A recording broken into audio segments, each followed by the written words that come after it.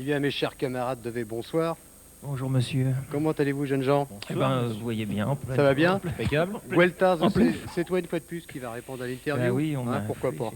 C'était affreux. Savez-vous, bons camarades de V, qu'il y a quasiment 15 mois d'octobre que vous étiez sur un petit plateau minuscule à Nantes? Sur un petit plateau. Ouais. Et que vous étiez dans la deuxième émission que je présentais. On avait quoi, 10 ans, 10-12 ans? Moi, j'avais 8 ans et demi. Bon. C'est donc un petit peu un anniversaire, et c'est également un anniversaire pour vous, parce que EV existe depuis 15 ans. Oui, c'est pour cette formation-là, puisque le jeune Fakir, qui avait 3 ans à l'époque, est venu nous rejoindre il y a quelques années. Parfait. 6 ans maintenant. Oui. Parfait. Donc assez d'émotions dans cette émission, si on va se mettre à pleurer. Séquence émotion. Qu'est-ce que vous devenez, jeunes gens? Eh bien, nous jouons, nous avons fait, on est déjà venu expliquer ça, des disques, et puis on va en refaire d'autres bientôt. Mais on a beaucoup tourné cet été. Ouais. On a fait, je crois, une vingtaine de dates, 19 dates. Vous avez été un petit peu à l'étranger? Pas depuis quelques temps. Je pense que la dernière fois, c'était février-mars, où nous avons écumé les Pays-Bas, la Belgique, si je ne m'abuse, un peu d'Allemagne aussi en février. Enfin, on essaye toujours, et on essaie d'y retourner, toujours de monter de nouvelles expéditions pour aller plus loin. En 15 ans d'âge, ce qui est une bonne année, une bonne chose. Pas pour les reins. Est-ce que la musique devait évoluer? Elle a évolué comment, cette musique? Ça, elle a évolué, c'est sûr. Comment on s'est peut-être débarrassé des scories un peu new wave, quoi, peut-être du départ, je sais pas. Enfin, moi, j'ai pas toujours une vision très claire de ça, mais je pense qu'en 15 ans, on va davantage à l'essentiel, peut-être. Et puis, on a appris à jouer. Ça s'entend. Ouais. Non, mais au bout d'un moment, on fait beaucoup de dates, on fait quand même presque 100 dates par an. Donc on apprend des choses, je crois. On a le métier, voyez-vous, je crois, ça c'est sûr. Puis au niveau des chansons, oui, ça, on synthétise, on fait plus de 18 000 parties dans un seul morceau, on fait 18 000 morceaux avec une seule partie. Gueltaz, j'ai envie de t'appeler mon cher confrère, car j'ai appris que tu étais animateur dans une radio nantaise qui s'appelle Radio Alternante. Oui, et je fais une émission qui s'appelle Trous Armor, ça veut dire le bruit des cochons. Et c'est une émission en langue bretonne de rock and roll. Donc avec du rock en anglais, bien sûr, puisqu'il y a beaucoup de rock en anglais, mais aussi dans d'autres langues, de l'allemand, du castillan, du breton. Et, enfin, il y a plein de langues comme ça. Et puis, c'est pas que du rock, on essaie d'avoir on a même du rap, de la musique traditionnelle, enfin un morceau de chaque, et même un morceau en français pour chaque émission, puisqu'on essaie de faire quelque chose pour les langues qui n'ont pas toujours de la chance, quoi. Alors là, vous venez dans cette émission avec un cadeau, parce que c'est une chanson complètement inédite. Qui s'appelle comment, tu vas me le dire, parce que Misel ou en néol, ce qui veut dire nous regardons le soleil. Qu'est-ce qu'on raconte de beau dans cette chanson? Oh, c'est une chanson d'amour, et puis un petit peu, c'est toujours des chansons d'amour, ça c'est quand on ne sait pas quoi raconter, on dit waouh, c'est l'amour, ah quel amour. Et puis c'est un peu aussi peut-être un morceau de la vie qu'on vit, quoi, de nos tournées qui finalement nous prennent pas mal de temps, ce qui est plaisant, hein. On ne s'en plaint pas, mais il y a un peu de ça. Merci de votre venue sur le plateau, mes petits-enfants, n'est-ce pas, comme dit le papy Chouanet. En tout cas, je vous donne rendez-vous dans 15 ans, comme d'habitude. Bon, ben, même avant. À moins qu'on ait d'ici là nos 37 annuités et demie encore. C'est parti pour la chanson? Ouais. Merci.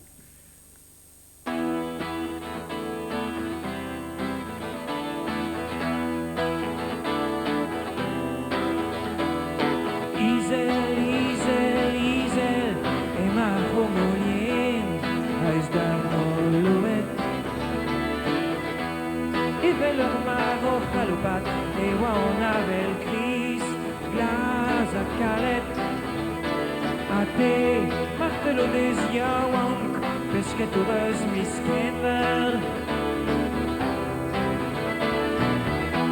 Si tu m'as d'awanre, la droha da doma, warda bruchet, gwen.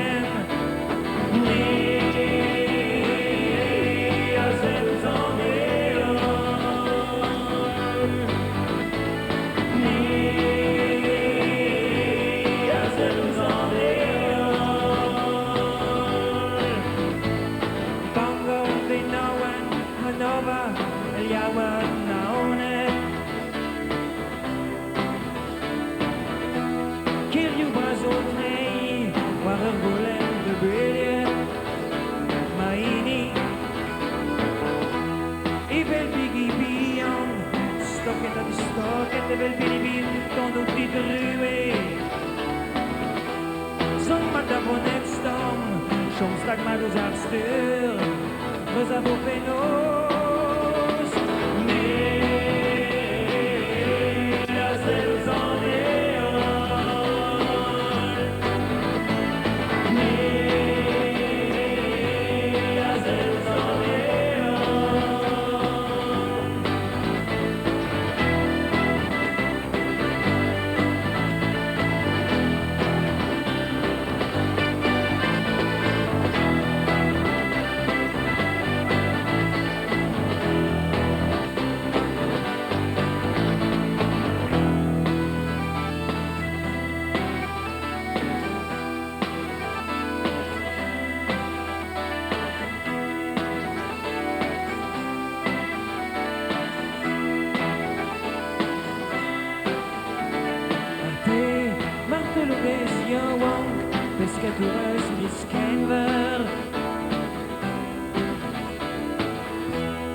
du Madawanre, la Drohada, Doma, Warda, Bruchette, Gwen.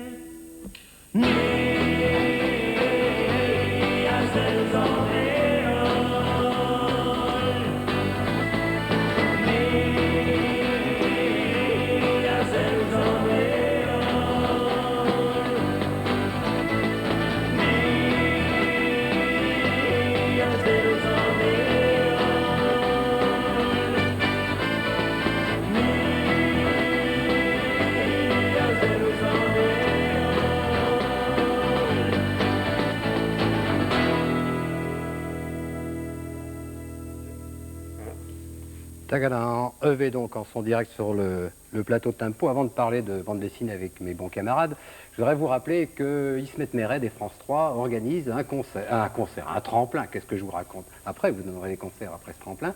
Vous allez pouvoir gagner l'enregistrement d'un compact à 500 exemplaires. Alors vous notez surtout l'adresse que vous voyez apparaître sur votre petit écran.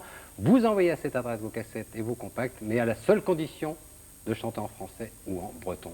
Cher Finnois, je suis désolé. Hein, c'est dommage, Harry, pour toi. On est hors jeu. Bah, vous êtes hors jeu, qu'est-ce que tu veux, j'y peux rien. Là, vous chantez en breton de temps en temps quand même. Oui, oui. Alors, mon cher Harry, on va parler musique et surtout bande dessinée avec toi et avec nos invités. Oui. Vous voilà immortalisé EV dans une BD signée Bioré qui s'appelle En vadrouille. Quel effet ça fait? Ah, c'est bien sympathique. Je dirais que ça change d'être gravé sur un vinyle ou un laser, Oui. où on nous entendait uniquement. Maintenant, on a la joie de se voir beau comme nous sommes en plus.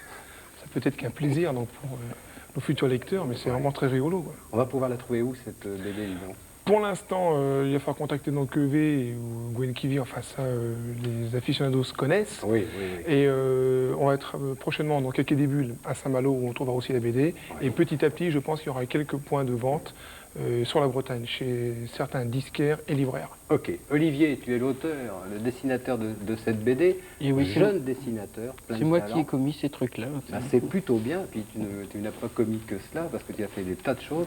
On va savoir en 95, parce que tu sais que le rock et la BD font toujours bon ménage. Le rock, ça s'est un petit peu amélioré, il y a des structures, on aide un petit peu les jeunes groupes à se lancer. Un jeune auteur de BD, ça se passe comment en 95? Ben, ça se passe comme on peut. Oui. Il faut trouver des clients et puis il faut pouvoir vendre ses dessins si on va en vivre vraiment. C'est très très dur. Hein. C'est vraiment très très complexe parce que pour avoir un statut, il faut être artiste indépendant à la maison des artistes et c'est vraiment très compliqué pour y arriver. Est-ce que la publicité, parce que tu as fait des choses Oui, publicitaires, bien est-ce que sûr. ça aide quand même à vivre Ah oui, oui. mieux? Oui, disons? quand ils sont sympas. Non, mais ils sont plutôt du genre à appeler le vendredi soir pour avoir un dessin le lundi matin. Quoi. Ouais, ouais. Est-ce que tu ne penses pas que la BD aussi est revenue à un stade plus raisonnable? Parce qu'après la grande époque, Gottlieb, toute l'école belge, etc., on était un peu parti dans une BD complètement folle dingue. Et maintenant, on revient à une BD plus classique, comme ton dessin, un petit peu dans la lignée de Gottlieb, avec des scénarios, avec des histoires, ce qui me manquait. Mais je sais, enfin, si tu veux, le problème c'est que quand on a des modes de fonctionnement comme le mien, je suis obligé, moi, comme je travaille par exemple pour la meilleure de Nantes, Oui. d'être compris de tout le monde, donc de prendre un truc très classique. Mais je trouve que c'est bien plus agréable. Mais d'un autre côté, il y a quand même toute la BD japonaise qui débarque en France, Oui. que je ne comprends pas. Moi, je ne suis pas fan du tout. Hein. Moi non plus. Bon. Mais il faut quand même savoir que ça débarque. Mon cher Jean-Luc, est-ce qu'il y aura à Saint-Malo, pour Quai des Bulles, il y aura de la BD japonaise? Non, il n'y aura pas de BD japonaise. Bonne nouvelle. Non, mais ceci dit, je voudrais quand même préciser une chose, c'est qu'il y a effectivement une série de mangas qui vient de sortir chez Casterman qui est absolument fabuleuse et je suis moi aussi très très opposé au dessin japonais. Donc il faut savoir qu'il y a quand même des bonnes choses, notamment Gon, le petit dinosaure, ça c'est à lire, vraiment à voir, c'est super. Voilà. Alors Jean-Luc, ce festival de BD illustrissime dans la région. Ouais, en c'est vrai que France. c'est la 14e année, 4e année sous le nom de Quai des Bulles. Ouais. Ça aura lieu à Saint-Malo les 20, 21, 22 octobre. Le vendredi 20, ce sera consacré aux enfants, comme tous les ans, la première journée. 1500 enfants qui vont pouvoir visiter toutes les expos et participer à plein de choses pendant le festival. Et autrement, ça s'étendra sur tout le week-end, donc le 21 et le 22 octobre. Il y aura plein d'expos à voir, il y aura du cinéma. Et dans les expos, je voudrais quand même en citer quelques-unes. Je t'en prie. t'es là Comme pour celle ça. de Boucle, Les Dents du Recoin, celle de GG Music, qui est une énorme partition, enfin, presque en braille. Il y a Joanigo aussi avec sa famille Passifleur, les petits lapins, etc. Il y a donc plein d'expos.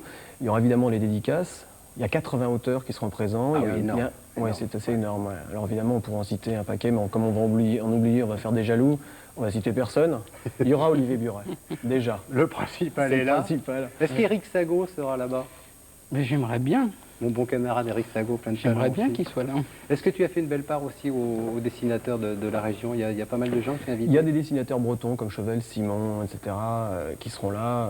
Il y a effectivement beaucoup de dessinateurs bretons, mais aussi des dessinateurs étrangers, notamment qui viennent d'Espagne, Ouais. comme Carlos Esquera, qui est l'auteur de la BD qu'on connaît, de Judge Dredd, dont a été tiré un film très récemment avec Stallone. Et on aura l'occasion, les visiteurs auront l'occasion de rencontrer Esquera le dimanche au Bistrot à Bulles. Et autrement, le samedi soir, à la fin de la projection du film, donc Judge Dredd, qui sera projeté au Vauban, je crois que c'est à 20h30.